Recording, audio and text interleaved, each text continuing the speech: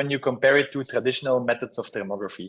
So that's when you look at the handheld gun guy, which is going to go and scan everything. But if I talk to customers in the past, they didn't have the budget to go 10x on their thermography. And so they would do statistical sampling, and they would do a small corner of the site and then extrapolate the results. And just the use case of thermography was very different. It was about understanding if there was major issues on the site or not. But it was not about doing your entire maintenance program.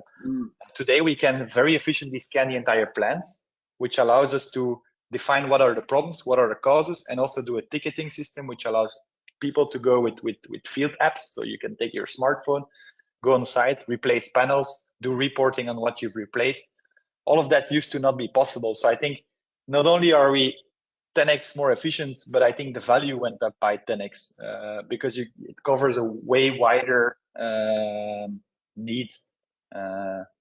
So that's where we're seeing that it's mainly a no-brainer. And I think within the market today, 90% of the people I talk to are doing thermographies. The question is, are they doing thermographies just flying a drone and making a Microsoft Word report manually, or are they using a digital solution which is saving them time? But I think nearly everyone is already using drones.